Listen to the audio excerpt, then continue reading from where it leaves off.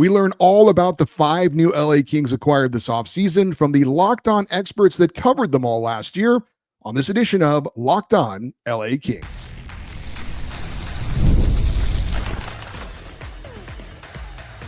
You are Locked On Kings, your daily podcast on the Los Angeles Kings, part of the Locked On Podcast Network, your team every day. Hey, Kings fans, welcome to Locked On LA Kings, part of the Locked On Podcast Network, your team every day. Thanks for making Locked On LA Kings your first listen every day. We are free and available wherever you get your podcasts and on YouTube. I'm Eddie Garcia, your host of Locked On LA Kings. I've worked in sports media for the past 30 years. Also one of the co-hosts of the Puck Podcast. It's a weekly NHL review show now in its 20th year of putting out an episode every week. And we have a new episode out now, by the way. And I'm a passionate LA Kings fan for over 30 years. Today's episode is brought to you by FanDuel. Right now, new FanDuel customers can get $150 in bonus bets if your first $5 bet wins.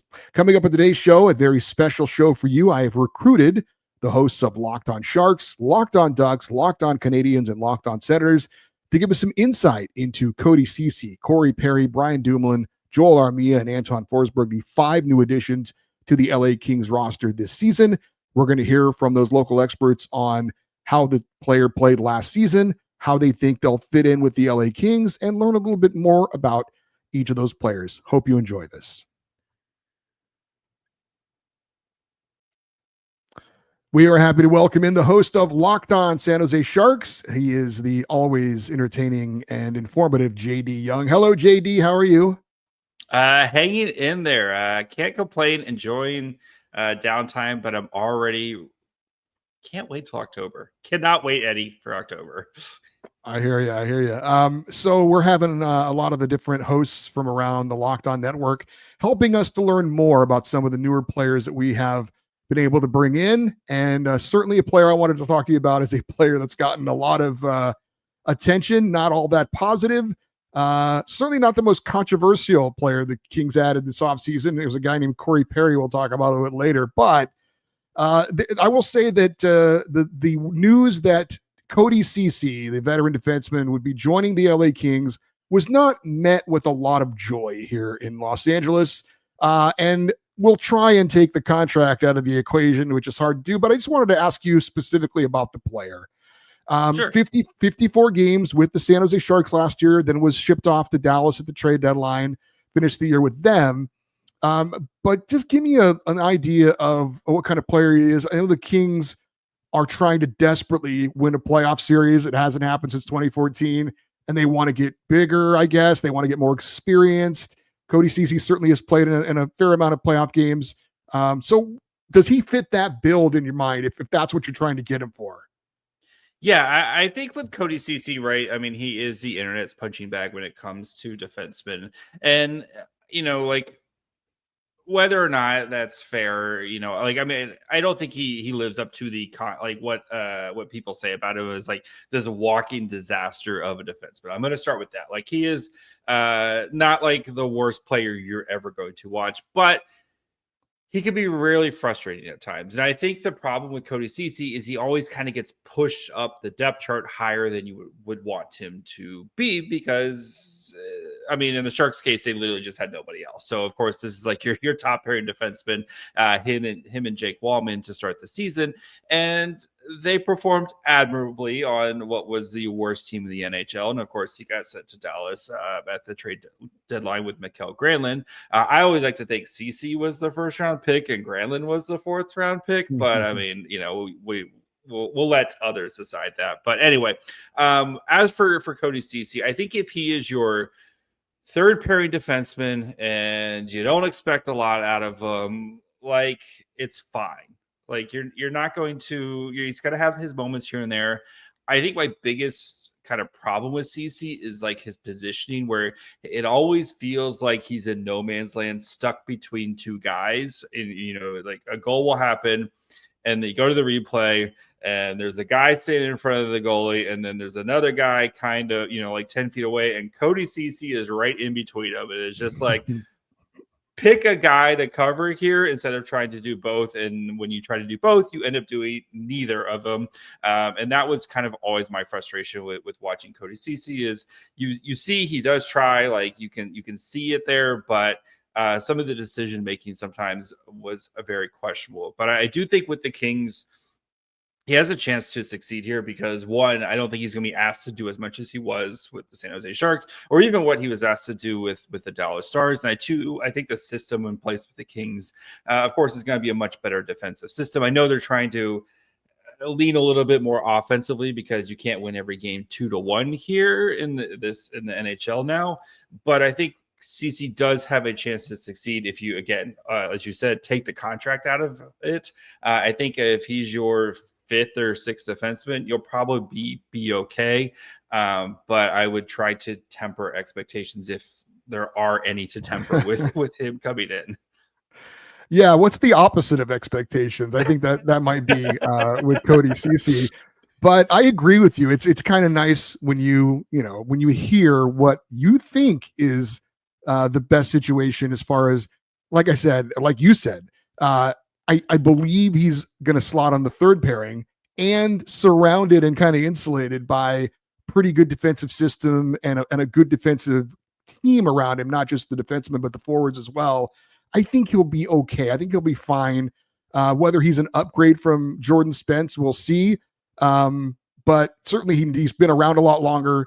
Certainly the experience is there. He's a bigger, more physical player than Jordan Spence was. So from that standpoint, it's different style. It's completely different styles in between Spence and stuff. Yeah, so for sure. So it does make sense. I understand what they're trying to do, whether it works or not, whether it's popular or not. That's a different thing. But I do get what they're trying to do.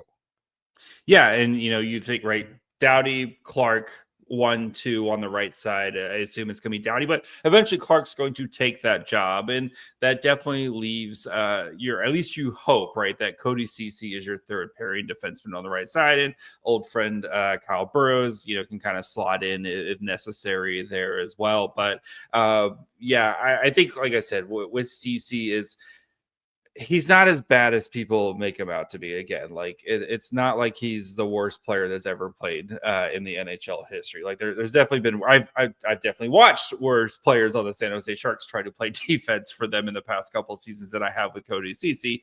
It's just, again, he kind of gets pushed up because he's that veteran guy. He's right-handed shot, and he ends up eating a bunch of minutes on the penalty kill, which is again, that you're outnumbered, you get put in a tough situation there. So hopefully with the Kings, yes, is he going to be 100% overpaid? Yes, 1,000%. But he's other than Drew Doughty and his $11 million, like the rest of the Kings defensive group doesn't cost a lot of money. So if he's overpaid right now, it's not the end of the world for you. And it's probably that by that fourth year, you're probably just buy him out or ship him off somewhere or something like that type of thing. But he'll be okay.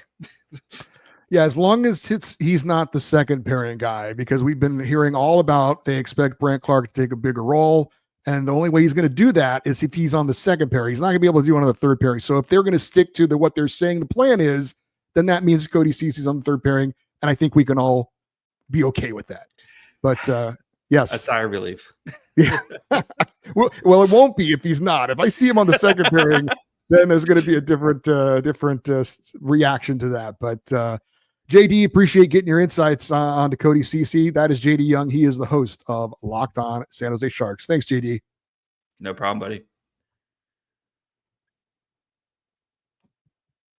Summer sports are in full swing, and whether you're all about baseball under the lights, golf on the green, or high-stakes soccer action, FanDuel is the best way to make every game more exciting. You're already following the action. Why not make it a little more thrilling? FanDuel tracks your favorite matchups. The app keeps it fresh with new daily promotions and fun ways to bet. It's easy to use, fast to pay out, and makes even regular season games feel like must-watch events. Whether it's a same-game parlay or watching a bet right into the ninth inning, FanDuel makes you feel like you are part of the action. New to FanDuel, new customers can bet just $5 and get $150 in bonus bets if your first bet wins. Open the FanDuel app today or visit FanDuel.com to get started.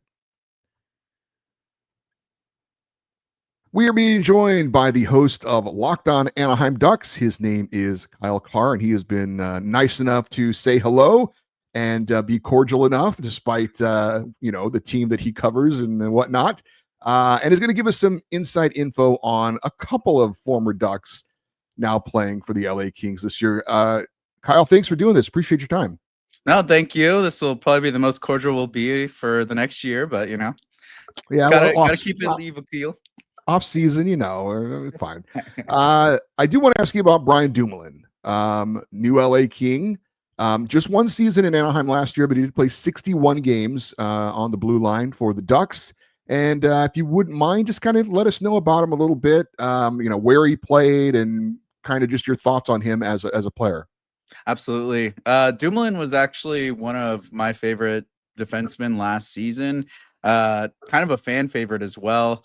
He really helped control the younger players, and it seemed like he meshed extremely well. He was kind of that anchor for Minchikov and Zellweger when Verbeek and Cronin were having those guys kind of in and out of the roster. They weren't playing every single game. They were kind of bouncing in and out of the lineup, and he was kind of that anchor for those players, and he plays really solid. He contributes extremely well defensively and offensively.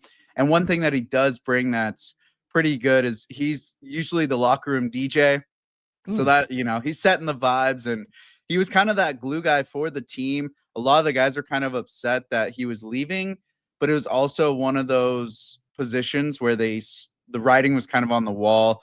He was a veteran. He was brought in to kind of help lock these guys in, but it was sort of known that he was more of a rental and that he would be ending up going out on the trade deadline so they can make room for those younger players that they were trying to get more up to NHL speed and everything. So definitely a loss when he left the team. You could kind of feel there was a little bit of a dip in the offensive production, and especially from the blue line support, but they sort of adjusted after that. But he's going to make an absolute impact for the Kings. He's a solid top 2 pairing, and I think you guys definitely got a steal with him. It's going to be looking good. I'm not going to be looking forward to that back-to-back freeway face-off against you guys, that mainly for Dumoulin and also your other addition that I'm sure we'll get into. Yeah, I thought Brian Dumoulin was really good for the Devils in the playoffs when they picked him up. And I know there's been a lot of, disappointed feelings amongst Kings fans with Vladislav Gavrikov leaving for New York. But I think Brian Dumoulin could be a very solid fill-in for Gavrikov. Now, maybe not quite as good as he was last year. I think Gavrikov had a career year last year. So maybe even Gavrikov wasn't going to be as good as he was last year, but he was great. But I don't think it's a huge step down from Brian Dumoulin. I think Kings fans, and it sounds like you would agree, may not miss Vladislav Gavrikov quite as much as we think we're going to miss him. No, I think you're going to have a pretty good gap fill there. Like the vibes that he brings, just you're going to see a lot of his energy and his calmness back there on the blue line, and his ability to contribute to that offense and get pucks through lanes and everything. And I think the Kings do a little bit better than the Ducks. I mean, obviously we're going to see a new Ducks team this year with new coaching, but especially last year, the Ducks played a lot of perimeter style play, whereas the Kings were a lot more in the house, getting into that danger area, plugging up lanes and everything in the offense. So he's really good at getting screen shots through and looking for that redirect or tip and everything. So he's going to be getting some points for you guys for sure. And penalty killer as well? Yeah, absolutely. Penalty killer. He can take minutes. He's not much on the power play, but he definitely can squeeze in on special teams that way if he needs to. But the penalty kill is where he's going to thrive. He's just got a long stick and ability to read and stay in position. I think that's one thing he really brings, is his positioning is pretty sound.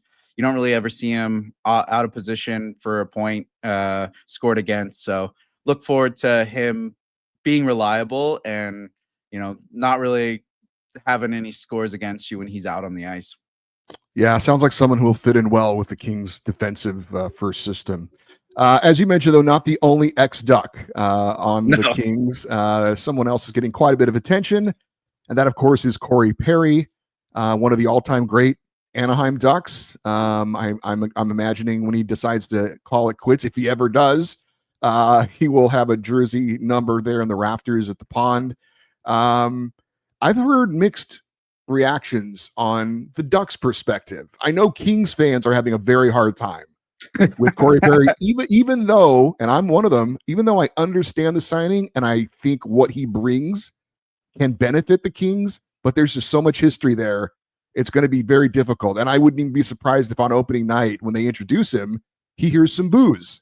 And he probably will expect that and understand that. From a Ducks fan perspective, what will it be like to see? And I know it's just your opinion, not everyone. Maybe you could speak on what you've been hearing from, Ducks fans in general. How are they going to feel seeing him in that uniform? This one, it's very, very weird. I mean, we've seen him in different uniforms already with his little tour around the league, but this is the Kings. Like, this is how many playoff series and regular season games was Corey Perry stirring the pot between the Kings and the Ducks and just being a ruckus, and the worm fully activated. It's definitely weird. A lot of fans don't really know how they feel. Like, I think they're a little, not disgusted, but just, it's gonna be an adjustment, and it's just not gonna work. I'm assuming the boos will be raining down a little bit harder at the Honda Center than they normally would for Corey Perry being on a different team. It makes me curious as to how it all kind of worked out. To me, it says that he was wanting to come back to Southern California. So I'm looking at it with a lot of fans were wanting Perry to come back to the Ducks just to bring that, the nostalgia, kind of bring that veteran presence. He's been to the finals how many times now? And to me, it just kind of seems like the conversation might not have just been there between Anaheim and Perry, and the Kings were willing to have that conversation. But he's definitely seemed like he wanted to come back to SoCal. So I think he's going to fit right in comfortability wise, and he's going to provide the Kings great offense. And it's just going to be that much more of a face off during the freeway face off. So it's definitely weird. It's going to be a weird one. All right, Kyle. Well, looking forward to talking some Kings Ducks with you during the season, and appreciate you giving us some insight on Brian Dumoulin and Corey Perry. Absolutely. Thanks for having me.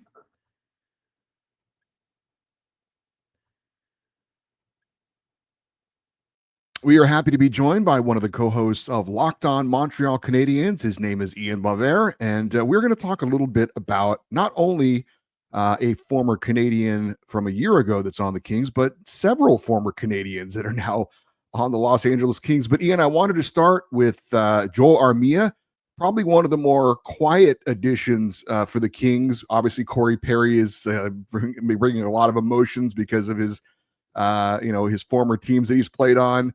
The contracts for Brian Dumoulin and Cody Ceci have gotten a lot of attention. Joel Armia, though, kind of under the radar, being added as a piece for the Kings' bottom six. Just your comments on what type of player the Kings are getting and where you see his strengths and weaknesses are, maybe. Yeah, Joel Armia, when he's at his best, is an under the radar kind of player. He's a guy that, the Canadiens found success with him in their bottom six. A tremendous penalty killer, very strong defensively. He suffered with a wrist injury towards the end of the season, which sort of it definitely made his playoffs a little bit more difficult to sort of judge how he played. But he was part of a tremendous fourth line, what sort of became known as the Canadiens' identity line, with him, Jake Evans, and now Emil Heineman, who has since been traded to the Islanders. So the Canadiens will have to reconfigure that line, because Joel Armia was a big part of that. I think the defensive acumen that you're getting here is what's most impressive. His forechecking is impressive. The things that I find about Joel Armia that I think Kings fans will look at and want more of are his stick handling. His handles are quite good. He's great hands, and his shot is very good. But you'll get those in flashes and say, I wish we had more of that. I wish we could see more of that version of Armia. But generally speaking, the package you'll get from him on a nightly basis, I think if you're using him in that bottom six role, you'll be totally whelmed by Joel Armia. Anything about his personality or anything that he did while he was in Montreal that kind of stood out and made him be noticed at all?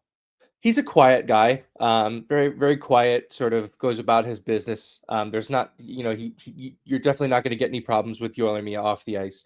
I find that, his, for a time, a couple of seasons ago, he was waived and sent down to Laval because he could not crack the NHL lineup.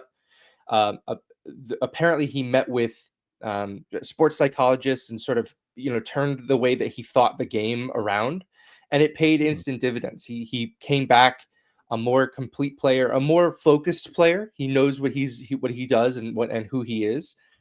So that's a guy who he went to the abyss and back. Like he figured out a way to continue his NHL career. And I wish he was still in Montreal. He's that kind of guy, right? The kind of player that you'd love to have in your lineup. But very happy he was able to land on his feet and to do pretty well for himself in LA.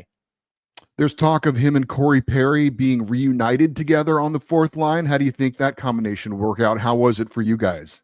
Yeah, I mean, that was part of the Canadiens' run to the Cup final, right? Was those guys on that line? I believe they were centered by Eric Stahl. Just really a fun sort of vets line that went out there and was quite good most nights for the Canadiens on their way to the Cup final. I do think it's funny. Marc Bergevin obviously still very much his presence known in LA.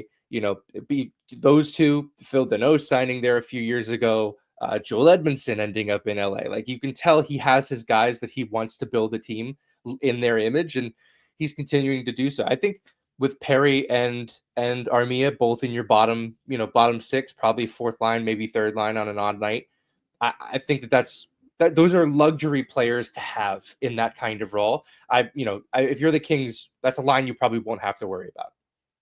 And yes, you pointed it out, the year that the Canadiens made their Cinderella run to the Stanley Cup final, 4 players from that team are now on the LA Kings: Corey Perry, Yoel Armia, Joel Edmondson, Philip Deneau, all more supporting players. No one's being asked to be, a top 6 or top pairing, at all. Just at least for this season, because none of these players are young necessarily. Your thoughts on these guys being solid contributors?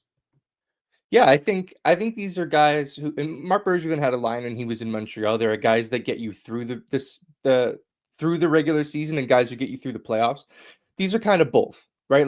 Like Perry and Perry's obviously a playoff type guy. Yoel Armia, he does elevate his game when he can in the playoffs. Like I mentioned, this last year, he really couldn't due to the injury that he had suffered. But those are guys who I think, in the regular season, you won't have many complaints. Maybe some nights it seems like they've taken their foot off the gas a little bit because they just have to conserve a little bit more of it.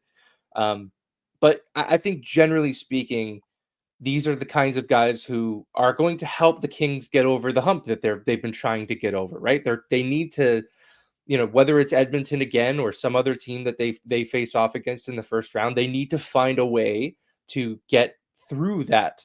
And I think guys like Armia, who have been there, and Perry, who have been there, and Edmondson, who's already been in LA for a little bit, and Deneau, like all of those guys, in Montreal, helped the Canadiens get over those humps and get through to different rounds of the playoffs. I think that's, if you're looking at what the Kings did, it was very much with that in mind, with the idea of we need to get out of the first round and continue to drive forward in the playoffs to, maybe get beyond in Edmonton and maybe make a run. I think these two ads specifically in Perry and Armia are very much formed around the idea that we need to get out of the first round. That is Ian Bovair. He is one of the co-hosts of Locked On Montreal Canadiens, and we very much appreciate his time and sharing some of his insights into some of the former Canadiens now on the LA Kings. Ian, thank you very much. Really appreciate it. Always happy to be joined by one of my colleagues at the Locked On Podcast Network. He is the host of Locked On Senators. He is the amazing, talented, and fellow radio guy, Ross Levitan. Hey, Ross, how are you? I'm doing well, Eddie. How you doing, man? I'm doing good. It's good to talk to you. I think you guys do an amazing job over there on your show, Locked On Senators, and it's always a pleasure to talk to you. I do want to start, though, talking with you about the goaltending position, because the LA Kings have a former Senators netminder now as their number 2 goaltender. That is Anton Forsberg. Seemed like with you guys, maybe had one season where he had a shot at being the number one. I don't know if it was earned or if it was by necessity, but he's been the backup for many seasons now, or was, with Ottawa behind former King Cam Talbot, former King Jonas Korpisalo, and then most recently Linus Ullmark. But tell me a little bit about Anton Forsberg. What do you think about him? You could say now behind the three king, the Trey Kroner, Team Sweden goalie.